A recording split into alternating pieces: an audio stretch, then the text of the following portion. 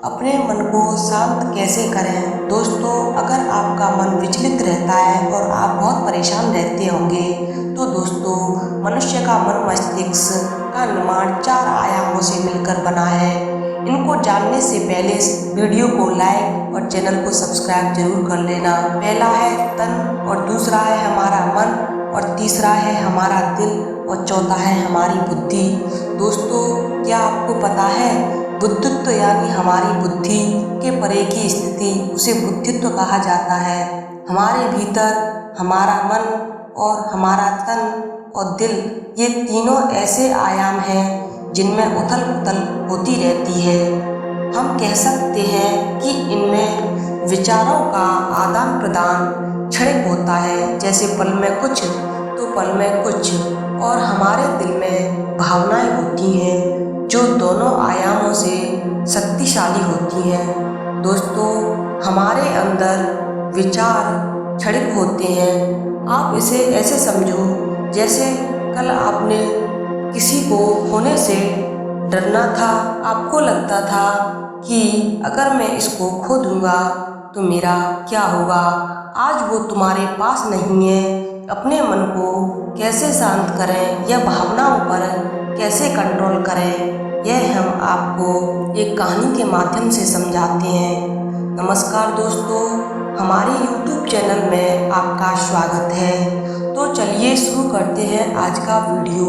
दोस्तों, एक बार एक गांव में एक महात्मा जी का आगमन होता है जो बहुत ही ज्ञानी और कई शिक्षा दीक्षाओं में प्रवीण होते हैं। उसी गांव का एक किसान का बेटा होता है जो अपनी खेती के मामले से बहुत परेशान रहता है, जो उसका मन बड़ा अशांत रहता है। तभी उस लड़के से किसी ने बताया कि हमारे गांव में एक महात्मा जी आए हैं जो बहुत ही ज्ञानी हैं। उनसे अपना मार्गदर्शन लो और अपनी समस्या उनके सामने रखो, तब कोई ना कोई हल निकल आएगा। फिर वह लड़का महात्मा जी के पास आता है और कहता है कि महात्मा जी, मेरे जीवन में बहुत अशांति है, कृपा करके मेरा मार्गदर्शन करें जिससे कि मैं इस अशांति से छुटकारा पा सकूं। दोस्तों, उस लड़के से पूछते हैं कि तुम्हारे जीवन में अशांति क्यों है। फिर वह लड़का कहता है, महात्मा जी, मैं एक किसान का बेटा हूँ जो 2 वर्ष से वर्षा न होने के कारण मुझ पर कर्जा चढ़ गया है, जिससे मैं बहुत अशांत रहता हूँ। उसी के बारे में मेरे मन में विचार आते रहते हैं, सारे विचार चलते रहते हैं, जिसके कारण मेरा मन अशांत रहता है। फिर वह महात्मा जी मुस्कुराते हुए कहते हैं कि ऊपर उस आकाश में देखो, क्या तुम्हें सूर्य दिख रहा है। फिर वह लड़का आकाश में देखता है और कहता है कि महाराज जी, दिख तो रहा है।